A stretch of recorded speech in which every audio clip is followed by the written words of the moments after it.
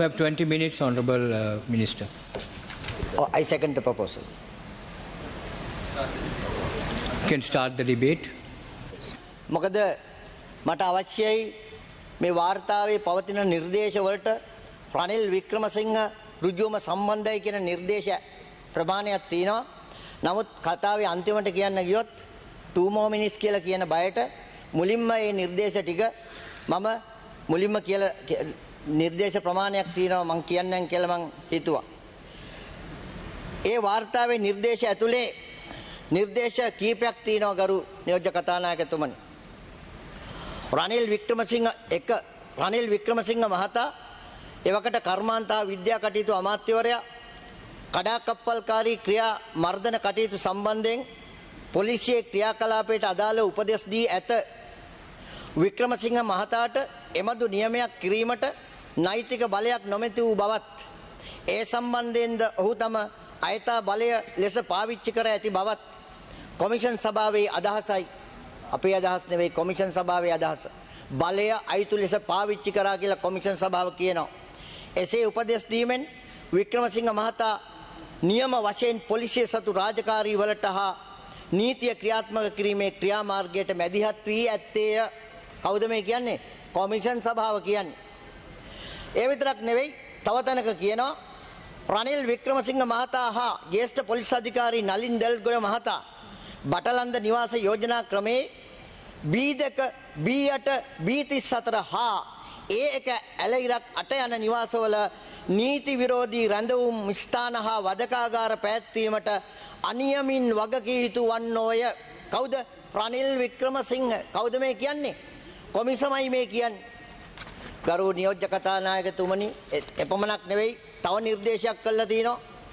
1988 ජනවාරි මාසේ 1 වෙනි දින සිට 1990 දෙසැම්බර් මාසේ 31 වෙනි දින දක්වා වූ කාල සීමාව තුල බටලන්ද නිවාස යෝජනා ක්‍රමයේ යම් යම් නිවාස පුද්ගලයන් නීති විරෝධීව රඳවා ගැනීමට හා ඔවුන්ට වද දීමට පාවිච්චි කර තිබේ. කවුද කියන්නේ? කොමිසම කියන්නේ. මේ කාර්ය සඳහා පාස සඳහන් නිවාස පාවිච්චි කර ඇති බවට තීරණාත්මක සාක්ෂි තිබේ. මොකද්ද නිවාසය? බටලන්ද නිවාස සංකීර්ණයේ B2 නිවාසය ගරු නියෝජ්‍ය කතානායකතුමනි කාටද අයිති? එය රනිල් වික්‍රමසිංහට බව මෙහි සඳහන් කරලා තියෙනවා. B8 නිවාසය කාටද අයිති? පොලිස් අධිකාරී ඩග්ලස් පීරිස්. දෙන්න එකතු වෙලා මේ නිවාස සංකීර්ණයේ ඉඳලා දෙන්න නිවාස දෙකේ ඉඳලා මේ කුමන්ත්‍රණය කරලා තියෙන ගරු නියෝජ්‍ය කතානායකතුමනි. ඒ විතරක් නෙවෙයි තව තැනක නිර්දේශයක් කරනවා රාජ්‍ය පොර සංස්ථාවේ ඈවර කරුට ඉහත සඳහන් බටලන්ද නිවාස යෝජනා ක්‍රමේ නිවාස පොලිස් නිලධාරීන්ට මුදාලීමට නියම කිරීමෙන් පොලිස් නිලධාරීන්ට මුදාලීමට නියම කිරීමෙන් රනිල් වික්‍රමසිංහ මහතා කර්මාන්ත අමාත්‍යවරයාගේ තත්ත්වෙන් වූ ඔහුගේ බලතල අයුතු ලෙස පාවිච්චි කර තිබේ. අපිද කියන්නේ කොමිසම කියන්නේ කර්මාන්ත අමාත්‍යවරයාගේ තත්ත්වෙන් වූ ඔහුගේ බලතල අයුතු ලෙස පාවිච්චි කර තිබේ. ගරු කතානායකතුමනි මේවා තියාගෙන තමයි අල් ජසීරා ගිහිල්ලා කියන්නේ. මොකක්ද අල් ජසීරා ගිහිල්ලා කියන්නේ? 1997 ඉන්දු ලංකා ගිවිසුම පාදක කරගෙන ජනතා විමුක්ති පෙරමුණ භීෂණයක් මැව්වලු. ඒ විතරක් නෙවෙයි සපුකන්ද පොලිස් ස්ථානයට පහර දීමක් කරාලු. ගරු නියෝජ්‍ය කතානායකතුමනි මේ 2025 කතාව 2025 තමයි 2025 අල් ජසීරා ගිහිල්ලා රනිල් වික්‍රමසිංහ කියන්නේ. මේ හදන්නේ මොකක්වත් නෙවෙයි කොමිෂන් සභාවේ වාර්තාවේ හරියට පැහැදිලි කරලා තියෙනවා. ඒකට උත්තරේ මේ හදනවා 83ත් 87ත් බද්ධ කරලා කතාවක් ගොතන්න. අපි කියන්නම් නියෝජ්‍ය කතානායකතුමනි 83 උනේ මොකද්ද කියලා. 83 මොකද්ද උනේ කියන එක වාර්තාවේ කියනවා. බටලන්ද වාර්තාවේ මොකද්ද මාතෘකාව? ජනතා විමුක්ති පෙරමුණ තහනම් කරනු ලබයි. ප්‍රචණ්ඩ කියා ආරම්භ වේ කියන සිරස්තලයේ යටතේ ගරු නියෝජ්‍ය කතානායකතුමනි මේ මාතෘකාව එදා පැවති වාස්තවික තත්ත්වයන් පිළිබඳවත් එදා පැවති වාතාවරණය පිළිබඳවත් බොහෝ දේ ප්‍රකාශ කරනවා. මොකද්ද පළමුව සිද්ධ කරලා තියෙන්නේ? පළමුව සිද්ධ කරලා තියෙන එක පළමුව සිද්ධ කරලා තියෙන්නේ ජනතා විමුක්ති පෙරමුණ තහනම් කිරීම. 83 87 නෙවෙයි 83 ජනතා විමුක්ති පෙරමුණ තහනම් කරලා තිනවා. දෙවනුව සිද්ධ වෙලා තියෙන්නේ මොකද්ද? ප්‍රචණ්ඩත්වය ආරම්භ කිරීම. 83 ජනතා විමුක්ති පෙරමුණ තහනම් කරනවා, ප්‍රචණ්ඩත්වය ආරම්භ කරනවා, 87 දක්වා ගමන් කරනවා. මේක ඇති කරේ තනිකර ජේ.ආර්. ජයවර්ධන ඇතුළු එවකට තීච්ච රජය. එහෙම තියෙද්දි ගරු නියෝජ්‍ය කතානායකතුමනි, මම හිතන්නේ මේ වාර්තාවේ මාතෘකාව විතරක් උනත් ඇති අපේ ඉතිහාසය ගැන පුනුපුනා ප්‍රශ්න කරන, සිද්ධ වුණේ මොකක්ද කියලා දැනගෙන උනත් නොදන්නවා වගේ ප්‍රශ්න කරන අයට උත්තරේ විදියට දෙන්න. මම දැන් උපුටන්නම් අපේ රටේ ලේවිලක් කරන්නට සුදු ඇඳුමින් සැරසී පැමිණි මාරයෙක් පිළිබඳව ඔහුගේ හපංකම් පිළිබඳව කොමිෂන් සභාවේ වාර්තාවේ තියෙන සටහනක්. කොමිෂන් සභාවේ වාර්තාවේ 27 වෙනි පිටුවේ ගරු නියෝජ්‍ය කතානායකතුමනි මෙන්න මෙහෙම තියෙනවා. උපුටා ගැනීම 1983 ජූලි මාස 31 වන දින ජනාධිපති ජේ.ආර්. ජයවර්ධන මහතා ජනතා විමුක්ති පෙරමුණ, ශ්‍රී ලංකාවේ කොමියුනිස්ට් පක්ෂය හා නවසම සමාජ පක්ෂය යන පක්ෂ තහනම් කළේය. එම පක්ෂ දෙක එසේ තහනම් කරන ලද්දේ ඒවායේ ක්‍රියාකාරීන් ජාතිවාදී කෝලහලවලට වගකිය යුතු යන්නේ යන පදනමින් බෙහෙවින් ස්වභාවික අපේක්ෂා කළ හැකි අන්දමට මෙම පක්ෂ දෙකේම නායකයෝ සැඟවුණහ. මෙම නායකයින් අත්අඩංගුවටගෙන ඉදිරිපත් කරන ලෙස නීතිය ක්‍රියාත්මක කිරීමේ බලධාරීන්ට නියම කරනු ලැබුවද ඔවුන්ට එසේ කිරීමට නොහැකි විය. ඉහළම නායකත්වයේ සැඟවී සිටියදී ක්‍රියාකාරීන් සමහර දෙනෙකු අත්අඩංගුවට ගැනීමට පොලිසියට හැකි විය. 1983 ඔක්තෝබර් 8 වන දින දරන ලිපියක් තමන්ගේ පක්ෂය ජයවර්ධන ජනවාර්ගික කෝලහලයට කිසිත් සම්බන්ධයක් නැතයි රෝහණ විජේවීර කී අතර ජනතා විමුක්ති පෙරමුණට ප්‍රජාතන්ත්‍රවාදී දේශපාලන ක්‍රමය තුල ක්‍රියා කිරීමට හැකිවන අයුරු තම පක්ෂයේ කෙරේ පනවා තිබෙන තහනම ඉවත් කරන ලෙස ජනාධිපති ජේ.ආර්. ජයවර්ධන මහතාට ආයාචනය කළා තිනවා. මේකට පදනමක් නැහැ. ඒකින්ද මේ තහනම ඉවත් කරන්න කියලා එදා අපේ පක්ෂේ නායකයා ඉල්ලලා තිනවා ගරු නියෝජ්‍ය කතානායකතුමනි. ඊට පස්සේ මොකද්ද කියන්නේ? මේක හරි පැහැදිලි. මේ උපුටා ගැනීමම තියෙනවා. ඊට පස්සේ ඡේදක මම මුකුත් වෙනසක් කරන්නේ නැතුව වාර්තාව විතරක් කියන්නම්, මගේ එකතු කිරීම නැතුව ගරු නියෝජ්‍ය කතානායකතුමනි. 1983 ජූලි ජාතිවාදී ගැටුම පැවති කාලේ ජනතා විමුක්ති පෙරමුණේ හෝ නවසම සමාජ පක්ෂයේ ක්‍රියාකාරීන් අතුරින් එක් අයෙකුවත් ප්‍රචණ්ඩ ක්‍රියා සම්බන්ධයෙන් වරදකරු වී නොමැති බව රනිල් වික්‍රමසිංහ මහතා සාක්ෂි දෙමින් තමාගෙන් ප්‍රශ්න කළ නීතිඥ තැන සමග එකඟ වුණා. කොමිසමේ සාක්ෂි දෙනකොට එකඟ වෙලා තිනවා රනිල් වික්‍රමසිංහ අපිවත් අනිත් දේශපාලන පක්ෂවත් ප්‍රචණ්ඩකාරී ක්‍රියා කළේ නැහැ කියලා. එහෙම නැහැ කියලා තමයි අද අල් ජසීරාවට 2025 කියන්නේ අපි ප්‍රචණ්ඩකාරීව 1987 සිද්ධියක් පාදක කරගෙන හැසිරුණා කියලා. මේක තමයි දෙබිඩි පිළිවෙත රනිල් වික්‍රමසිංහගේ. ඒ විතරක් නෙවෙයි, එයින් ජනතා විමුක්ති පෙරමුණ සහ නවසම සමාජ පක්ෂය 1983 ජාතිවාදී කෝලහලවලට වගකිය යුතුයි ඔප්පු කළ නොහැකි විය. කවුද මේ කියන්නේ? කොමිසම කියන්නේ. ඒ ක්‍රියාවලට වගකිය යුතුයි ඔප්පු කළ නොහැකි විය. 83 එතකොට ගරු නියෝජ්‍ය කතානායකතුමනි, මේකෙන් තේරෙන්නේ මොකද්ද? රනිල් වික්‍රමසිංහ මහතාට තමන්ගේ සාක්ෂියේදීම ඔහුගේ කටින්ම පිළිගන්න සිද්ධ වුණා 83 ජාතිවාදී ගැටුම් වලට ජනතා විමුක්ති පෙරමුණ සම්බන්ධ නැහැ කියන එක. ඔහුට ඒක කරන්න සිද්ධ වුණා. මොකද ඒක තමයි ඇත්ත.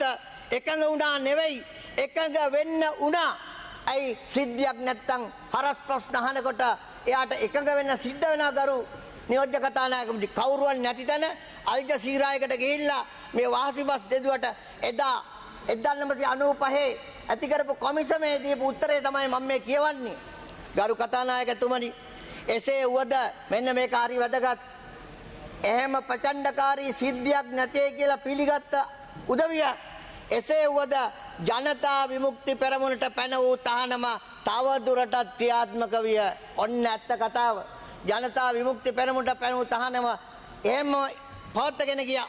කොමිෂන් සභා වාර්තාව 83ත් 87ත් එකට එකට තියලා මේ කියන දේ 1983යි 87යි එකට කියලා කියන්න හදන මේ දේ එදා රනිල්ගේ සාක්කෙන් රනිල්ම සපත කරපු දේ අද වෙනකොට මතක නැති වෙලා මේක දේශපාලන තක්කටිකමක්ද නැත්තම් මේක අමතක වීමේ රෝගයද කියලා මං අහන්න කැමතියි ගරු නියෝජ්‍ය කතානායකතුමනි. මේ හතර අතේ වනන්නේ කර කියා ගන්න බැරුව ඉන්න මිනිස්සු. ඒක නිසා ගරු නියෝජ්‍ය කතානායකතුමනි මේ කාරණාව තහවුරු කරන්න මම එක උදාහරණයක් ගන්නම් මේ වාර්තාව ආශ්‍රයෙන්. අපි නෙවෙයි ප්‍රචණ්ඩකාරී ක්‍රියාවල නිරත වුණේ රනිල් වික්‍රමසිංහ ඇතුළු ඒ ආණ්ඩුව තමයි එදා නිරත වුණේ කියන එකට වාර්තාවේ 92 පිටුවේ සිටන් 90ට පිටුව දක්වා වෙනකන් වෙන් කරලා තියෙන්නේ නීතිඥ විජේදාස ලියනාරච්චි සහෝදරයා වෙනුවෙන්. ඒ නීතිඥ විජේදාස ලියනාරච්චි සහෝදරයාගේ සටහන් ටික මම මගේ එකතු කිරීම කරන්නේ නැහැ ගරු නියෝජ්‍ය කතානායකතුමනි. වාර්තාවේම තියෙන දේවල් උපුටා දක්වන්නම්. ඒ හොඳටම ප්‍රමාණවත්. මොකද නීතිඥ විජේදාස ලියනාරච්චි සහෝදරයා සම්බන්ධයෙන් වාර්තාවේ තියෙන්නේ නැසී ගිය විජේදාස ලියනාරච්චි මහතා වෘත්තියෙන් ප්‍රසිද්ධ නීතිඥෙක් වූයේය. අලුත් කඩේ උසාවි සංකීර්ණයේ ස්වාධීනව නීතිඥ වෘත්තියේ නියැලීමට අමතරව එක් අවධියක නඩු පැවරීම් අධ්‍යක්ෂවරයා මෙන්ම ශ්‍රී ලංකා නීතිඥ සංගමයේ හිටපු සභාපතිවරයා වූ ජනාධිපති නීතිඥ රංජිත් අබේසූරිය මහතාගේ කනිෂ්ඨ නීතිඥයෙකු වශයෙන් හෙතම ක්‍රියා කළේය. 1988 25 වෙනි දින හෝ 1988 අගෝස්තු 25 වන දින හෝ එදිනට ආසන්න දිනක හදිසියෙම ඔහු අතුරුදාන් වූයේය. මම කිසිවක් එකතු කරන්නේ නැතුව කොමිෂන් වාර්තාවේ තියෙන ටික විතරක් කියන්නම් ගරු නියෝජ්‍ය කතානායකතුමනි. අදාළ කාල සීමාව තුලදී මෙන්න මේකයි රහස. මේ රහස මුළු ලෝකෙම දැනගන්න ඕනේ. මොකද්ද රහස? විජේදාස ලියනාරච්චි අතුරුදහන් වීමේ රහස කොමිෂන් එක හරියට අඳුරගෙන තිනවා. කොහොමද ඒක කියන්නේ? අදාළ කාල සීමාව තුලදී රාජ්‍ය ආරක්ෂක අමාත්‍යාංශයේ ආරක්ෂක උපදේශක ලෙසින් ක්‍රියා කළා වූ රවි ජයවර්ධන. කවුද රවි ජයවර්ධන කියන්නේ? ජේ.ආර්.ගේ පුතා. ජේ.ආර්. ජයවර්ධනගේ පුතා. එදා කියන පුදුම සහගත ලෙස එයා රාජ්‍ය ආරක්ෂක අමාත්‍යාංශයේ උපදේශකවරයෙක්. එදා පුදුම සහගත ලෙස එදිනම පොලිස්පතිවරයා වෙත ඇඟවීමක් කරමින් නීතිඥ ලියනාරච්චි තංගල්ල පොලිසිය විසින් සිරබාරයට ගනු ලැබ තිබිය හැකි බව කීවේය. මොකද්ද මේ? ගනු ලැබ තිබිය හැකි බව කියේ. එහෙනම් ඒගොල්ලන්ගේ අනින් තමයි නියෝජ්‍ය කතානායකතුමනි මේ වැඩේ සිද්ධ වෙලා තියෙන්නේ. ඒක වාර්තාවේ සඳහන් වෙනවා. එතකොට එහෙත් එබඳු හැඟීමක් රවි ජයවර්ධන මහතාට ඇති වූයේ කෙසේදයි අපි නොදනිමු. කවුද අහන්නේ? කොමිසමයි අහන්නේ. ආරක්ෂක අමාත්‍යාංශයේ ආරක්ෂක උපදේශක ලෙසින් ක්‍රියා කළා වූ රවි ජයවර්ධන මහතා වරහන් ඇතුලේ මේ ඉන්න හිටපු ජනාධිපති ජේ.ආර්. ජයවර්ධනගේ පුතා. මේ වරහන් ඇතුල කියන්නේ මේකේ තියෙන වරහන්. ඔහුට හැඟීමක් පහළ වෙනවා. විජේදාස ලියනාරච්චි තංගල්ල පොලිසිය විසින් සිරබාරයට ගනු ලැබ තිබිය හැකි බව. මොකද්ද මේ කියන්නේ? බලලා මල්ලෙන් එළියට එනවා. එයා කියනවා මෙහෙම වෙන්න පුළුවන් කියලා විජේදාසට. කවුද ඒ තීන්දුව ගන්නෙ? රනිල් වික්‍රමසිංහලා ඔය කියන ජේ.ආර්. ජයවර්ධනගේ රවි ජයවර්ධනගේ පුතු තමයි මේ තීන්දුව ගන්නෙ. කොමිෂන් සභාව මෙහෙම කියනවා. ඒ බඳු හැඟීමක් රවි ජයවර්ධන මහතාට ඇටුවේ කෙසේදයි අපි නොදැනෙමු. අපි තවත් මුකුත් කියන්න ඕනද ඒ ගැන? මං කියන්නේ ඒ හැඟීම පහළ වුණු ආකාරය ගැන. අන්තිමේ මොකද වෙන්නේ? තවත් උපුටා ගැනීමක් ගරු නියෝජ්‍ය කතානායකතුමනි කියන්නම්. මෙන්න උපුටා ගැනීම. සැප්තැම්බර් 2 වෙනි දින සන්ධ්‍යාව වන විට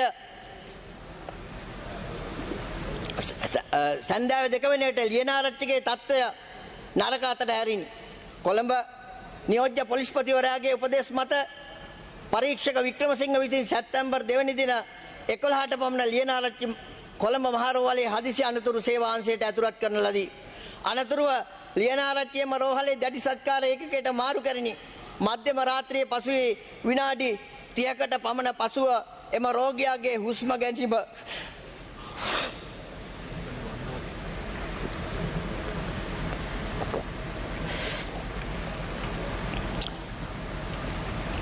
Honorable Sunil Vatagala, you have 2 more minutes. හුස්ම ගැනීම නතර විය. මියගිය පුද්ගලයාගේ පශ්චාත් මරණ පරීක්ෂණය කොළඹ අධිකරණ වෛද්‍ය නිලධාරී වෛද්‍ය එල්.බී. දල්විස් මහතා විසින් පවත්වනු ලැබිණ. ඔහුගේ නිගමනයන්ට අනුව විජේදාස ලියනරච්චි මිය ගොස් ඇත්තේ මොට ආයුධ වලින් සිදු කරනු බහුවිධ පේශී සහ සැකිලි තුවාල සහිත සටහන් කම්පනයෙන් හා ලේ ගැලීමෙනි. මියගේ ලියනාරච්චිගේ සිරුරේ තිබී ඔහුගේ මරණයට පෙර සිදු වූ බාහිර තුවාල ආසන්න වශයෙන් 207ක් වෛද්‍ය අල්විස් මහතා විසින් සටහන් කරනු ලැබ ඇත. මියගිය අයගේ සිරුර පුරාම තිබූ නොයෙකුත් අභ්‍යන්තර තුවාල වලට අමතර වශයෙන් වූවකි. දහස් ගණන් හබයාස් කෝපුස් පෙත්තම් ඉදිරිපත් කරමින් ගරු නියෝජ්‍ය කතානායකතුමනි, දහස් ගණන් හබයාස් කෝපුස් පෙත්තම් ඉදිරිපත් කරමින් දහස් ගණන් අම්මලාට තාත්තලාට බිරියන්ට සැමියන්ට සොයුරන්ට සොයුරියන්ට දරුවන්ට තමන්ගේ අතුරුදහන් වුණු කිරිසුවඳ සොයා දෙන්නට නීතිඥ විජේදාස ලියනාරච්චිගත් වෑයමට හම්බ වෙච්ච දඬුවම ගරු නියෝජ්‍ය කතානායකතුමනි. ඒ විතරක් නෙවෙයි, මේ විජේදාස එච්චර තුච්චකමක් කරා විතරක් නෙවෙයි, විශේෂ මහාධිකරණයේ පැවතිච්ච නඩුවේදී විජේදාස ලියනාරච්චි සහෝදරගේ ඝාතකයෝ කියලා වෙනම දෙන්නෙක්ව දාලා දමියක් දාලා වර්ධකරු කරන්න හැදුවා. එදා වෙන දෙන්නෙක් දාලා ඒ දෙන්න වර්ධ පිළිගත්තා. පිළිගත්තත් මහාධිකරණය කිව්වා මේ දෙන්න නෙවෙයි කළා තියෙන්නේ, මේ දෙන්න නෙවෙයි කළා තින්නේ කියලා. එදා ඒ ගත්තු නිවැරදි තීන්දුව තමයි අදටත් රනිල් වික්‍රමසිංහලා මේකට වග කිය යුතුයි කියලා අපි කියන්නේ. අදටත් මේ රනිල් වික්‍රමසිංහ මේ මරණ වලට සම්බන්ධයි, ඒ ඝාතනකට වග කියන්න ඕන. අදටත් ඉතිහාසයේ ඒ දිගහැරලා තියෙන ඒ සත්‍ය ගරු නියෝජ්‍ය කතානායකතුමනි, අවසාන වශයෙන් මට වචනයක් කියන්න ඉඩ දෙන්න තව එක කාරණාවක් විනාඩි 2ක් විතර. ඒ තියෙනවා දැන් අල් ජසීරා වල මොකද කියන්නේ තව කතාවක්. ඒ කියනවා සපුගස්කන්ද පොලිස් ස්ථානයට පහර දුන්නලු. මේ 2025 කියන්නේ සපුගස්කන්ද පොලිස් ස්ථානයට කවුද පහර දුන්නේ කියලා හරියටම කොමිෂන් සභා වාර්තාව තේනවා. කොමිෂන් සභා වාර්තාවේ මොකද්ද කියන්නේ? සපුගස්කන්ද පොලිස් ස්ථානයට ගැව්වේ ගෝණවල සුනිල්. ගෝණවල සුනිල්ගේ වගෙන්නුවේ රනිල් වික්‍රමසිංහ, රවි ජයවර්ධන. ඒ අය තමයි ගෝණවල සුනිල්ව ගෙන්නලා සපුගස්කන්ද පොලිසියට ගැව්වේ. මම නෙවෙයි කියන්නේ කොමිසම. මම කියවන්නම් ඒ ඡේදය. ගෝණවල පෙරේරා පවුල යනු එක්සත් ජාතික පක්ෂයේ ක්‍රියාකාරී ආධාරකරුවන් බව ප්‍රසිද්ධ කාරණයකි. ක්‍රියාකාරී දේශපාලනයේ නිරත වූවන් අතර සුමිත් පෙරේරාගේ බාප්පා කෙනෙකු වන සුනිල් පෙරේරා හෙවත් ගෝණවල සුනිල් වූයේය.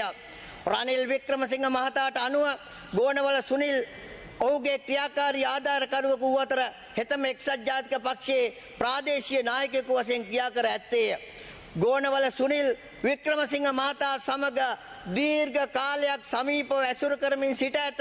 වික්‍රමසිංහ මහතාට ගෝණවල සුනිල්ගේ නිවසේ පැවති සාදයන්ට පවා ආරාධනා කරනු ලැබ ඇත. වික්‍රමසිංහ මහතා එතර සිට පෙරලා ශ්‍රී ලංකාවට පැමිණෙන අවස්ථාවලදී ඔහු පිළිගන්නට කටුනායක ගුවන්තොටුපළට බලා යාමට ගෝණවල සුනිල්ගේ පුරුද්දක්ව තිබුණේ. ගුවන්තොටුපළේදී වික්‍රමසිංහ මහතා ගෝණවල සුනිල් යනු සෙසු පුද්ගලයන් සමග සිටි ඡායාරූපයක් පෙන්වනු ලබුවා. කොමිසමේදී පෙන්වනවා ඡායාරූපය. ඒ ඡායාරූපය වික්‍රමසිංහ පිළිගන්නවා. වික්‍රමසිංහ මහතා ඒ බව පිළිගත්තේය. එක්සත් ජාතික පක්ෂයේ සුළු කණ්ඩායම් රැස්වීම සඳහා ගෝණවල සුනිල්ගේ නිවාසයේ නිරතුරුවම පාවිච්චියට ගනු ලැබ ඇත. වික්‍රමසිංහ මහතා බටලන්දේ පදිංචි වී සිටි සංචාරක බංගලාවේ බාරකරුවන් අතර වින්සන් පෙරේරාගේ සාක්ෂියට අනුව වික්‍රමසිංහ මහතා සංචාරක බංගලාවේ පදිංචි වී සිට ගෝණවල සුනිල් නිතරම එහි යන තැනැත්තෙක් වූයේය. කවුද මේ වික්‍රමසිංහ? රනිල් වික්‍රමසිංහ. එහෙනම් මොකද්ද මේ කියන්නේ? සපුගස්කන්ද පොලිසියට ගැහුවේ වෙන සුනිල් ගිහිල්ලා ගැහුවට මේක පිටිපස්සේ හිටියේ, මේක උසිගැන්නුවේ, මේ කුමන්ත්‍රණය කරේ රනිල් වික්‍රමසිංහ බව අපි කියනවා ගරු නියෝජ්‍ය කතානායකතුනි. ඉතිහාසයෙන් එහෙම නිදහස් වෙන්න බෑ. අපි දන්නවා දන්නේ සංග්‍රහයේ 113 එදා එවකට පැවතිච්ච පොලිස්පතිවරයාට මේ ගැන පරීක්ෂණයක් කළා අදාළ නීතිය ක්‍රියාත්මක කරන්න කිව්වට පොලිස් ආඥා පනතත් ඒවත් පෙට්ටගමේ ගහගෙන හිටියා. ඔවුන් පරීක්ෂා කළා නැහැ. ඔවුන් පරීක්ෂා කිරීම අසමත් වුණා. අදටත් ඒ අපරාධ නීතියේ සිද්ධාන්තය හැමම තියෙනවා. අදටත් මේ නීතිය ක්‍රියාත්මක කරන්න පුළුවන්. දණ්ඩනීති සංග්‍රහයේ 113 අයන් එක මොකද්ද කියන්නේ? යම් වරදක් සිදු කිරීමේදී හෝ සිදු කිරීම සඳහා නැතවත් වරදට අනුබල දීමේ හෝ අනුබල දීම සඳහා පොදු අරමුණක් සහිතව කලින් සම්මතයක් හෝ පිළියෙල වීමක් ඇතිව හෝ නැතුව දෙදෙනෙක් හෝ ඊට වැඩි ගණනක් එක් වී වරදක් සිදු කිරීමට හෝ ඊට අනුබල දීමට හෝ ක්‍රියා කිරීමට එකඟ වූ ඒ වරද කිරීමට ඔය අනුබල දීමට කුමන්ත්‍රණය කිරීමේ වරද සඳහා අවස්ථාව පරිදි ඔවුන් එක් කෙනෙක්ගෙන් වරදකාරයෙක් වන්නේය. ඉතින් රවි ජයවර්ධන දැන් නම් මිය ගිහිල්ලා රනිල් වික්‍රමසිංහ ජීවතුන් අතර ඉන්නවා. කුමන්ත්‍රණය කරනවා ගෝනවල සුනිල් ලව්ව ගස්සනවා. කුමන්ත්‍රණය කරනවා ඩග්ලස් පීරිස් ලව්ව අපේ සහෝදරවරුන් ඝාතනය කරනවා. ඉතින් මේක පිටිපස්සින්නේ රනිල් වික්‍රමසිංහනේ. වෙන කවුද? රනිල් වික්‍රමසිංහ රුජුව මේ අපරාධවලට වග කියන්න ඕන ගරු නියෝජ්‍ය කතානායකතුමනි. මම ඔබතුමාගෙන් ඉල්ලා සිටින්නේ මෙවන් ඉතිහාසයේ සුදු සලුපිලි ඇඳගෙන මේ කරන ඝාතනයන් දිහා බලාගෙන අද හැංගෙන්න අල් ජසීරාවලට ගිහිල්ලා අම්මු පට්ටපල් බොරු ප්‍රමාණයක් එල්ල කරනවා අපි මත. ඉතිහාසයේ අපි දේශපාලනය කරපු වරදට තමයි අපේ සහෝදර සහෝදරයන් මේ විදියට ජීවිත වලින් වන්දි ගවන්න සිද්ධ වුණේ. අපි ඔවුන්ට මේ සාධාරණත්වය ඉෂ්ට කරනවා. මේ ගරු සභාව ඉස්සරහා සපත කර සිටිනවා. එදා ඒ දේශප්‍රීමේ අරගලය වෙනුවෙන් අපේ ලාංකීය දේශපාලනය වෙනුවෙන් දේශපාලනය කිරීමේ වරදට පමණක් ඒක වරදක් කියලා අර්ථ ගැන්වුවේ. ඒ සඳහා අපේ දේශප්‍රේමී දූපුතුන් අපේ සහෝදර සහෝදරයන් මේ වෙලාවේ සීගන්නනවා. ඔවුන්ට අපි යුක්තියේ සාධාරණත්වයේ ඉෂ්ට කරනවා කියන ප්‍රතිඥාව දෙනවා. මේ වෙලාවේ මේ බටලන්ද වදකාගාරයේ විතරක් නෙවෙයි 100,000 ගණන් අපේ සගයන් මේ වදකාගාරවල දුක් විඳලා මැරුවා. අනේක විද වද හිංසාවලට ගොදුරු වුණා. ඒ බව ඉතිහාසයේ ලියවිලා තිනවා. ඒක අපරාධයක් කවදාකවත් සංගවන්න බෑ. ඒ අපරාධය අලුයට තියෙන ගිනි පුපුරු වගේ මතුවෙලනවා. ඒ මතු කරන දවස අද අපිට ඒක අවස්ථාවක් කරගන්න පුළුවන්. සැබෑ වරදකරුවන්ට අපි අනිවාර්යෙන් නීතියෙන් දඬුවම් කරනවා කියන ප්‍රතිඥාව දෙමින් මානීය වෙනවා. බොහොමත්ම ස්තුතියි. Honorable